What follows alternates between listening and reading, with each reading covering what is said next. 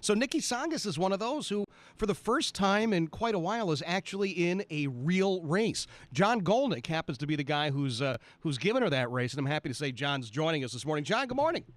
Hey, Jeff, thanks so much for having me. How are you? I am doing great. I appreciate you being here. Tell me what's happening out there and what you're hearing from real people about the Nikki Tsongas term in office so far. Well, look, she's only been in there for 3 years, Jeff, and I tell you, I've been doing this for 10-plus months, and look, people are upset. People are tired. They're unhappy with the buyouts and the takeovers and the runaway spending, with the arrogance that comes out of Washington, D.C., that somehow they know what's better for us than we do. Look, Representative Tsongas isn't listening. She hasn't listened. She votes 98% of the time with Nancy Pelosi and the leadership in Washington, D.C., and people are tired of it. We're a district that's 55% unenrolled voters. We effectively don't have a voice because of the way she votes and listens to Nancy Pelosi, and we've disenfranchised. And look, I'm gonna take our voice from the fifth and bring it down to Washington, D.C. to be heard. You know, that's one of the things you talk about, being a district where you've got 55% unenrolled. This is not a left-wing district by any sense of the imagination. No, absolutely not. You know, Scott Brown won this district 57-43. He won 20 of 29 towns. 5 of the 9 towns that he lost by less than 200 votes. Look, people are excited. They're energized. I just came from a standout here in Concord, Massachusetts. Now, Concord voted for Martha Coakley 2-1 over Scott Brown. We've got 5 sign holders out here right now. They got out here at 7 in the morning. They're getting beeps. They're getting waves.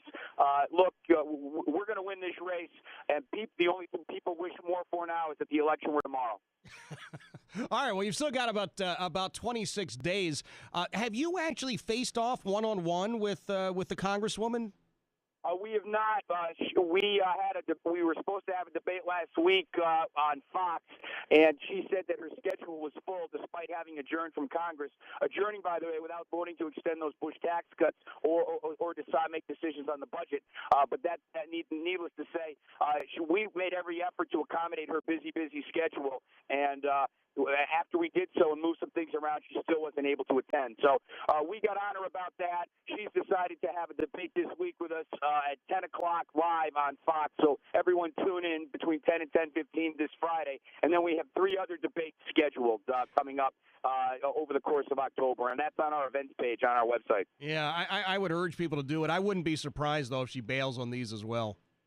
Well, look, I mean, you know, she has a record 98% of the time with Nancy Pelosi. It is a record that she cannot defend, and we are going to be civil about it, but we're going to hold her feet to the fire on the way she's voted. Yeah, she seems thrilled when she talks about taking money and squandering it almost. I've never seen anyone so happy about grabbing money and using it on useless projects. What was it? The front door or the front gate at the IRS facility in Andover is one of her the big feathers in her crown.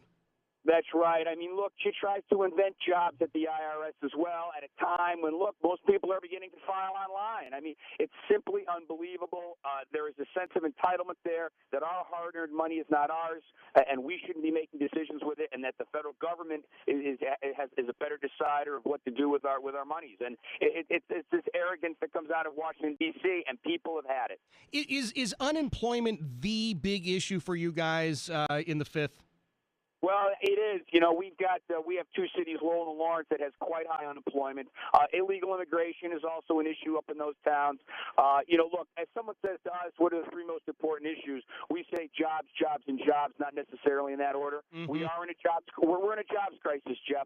No net new jobs in 10 years in the Commonwealth. You know, unemployment's doubled since January of 2007. We've got some problems on our hands, and you know, extending these Bush tax cuts would go a long way to creating some type of certainty that we currently don't have that makes small businesses not want to make hiring decisions. You mentioned Lawrence, you mentioned Lowell. Those are cities that are, to put it mildly, in tough shape.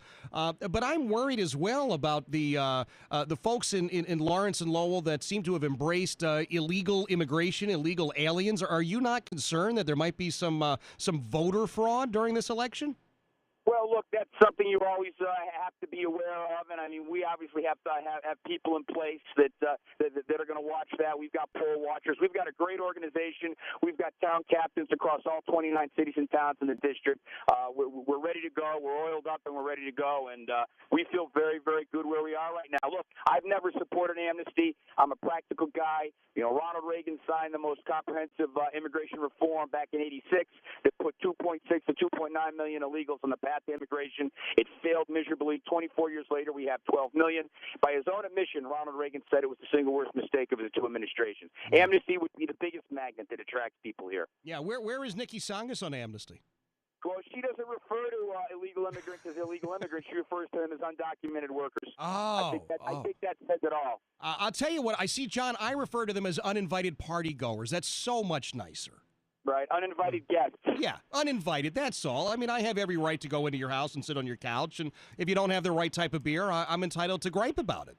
Right, that's right. It's insane. It's insane. Well, listen, John, I wish you the best. I appreciate you taking time to be here. That is Jon Golnik, who is up there in the 5th District, Merrimack Valley, and what have you, Lawrence, Lowell, Andover, trying to unseat Nikki Tsongas.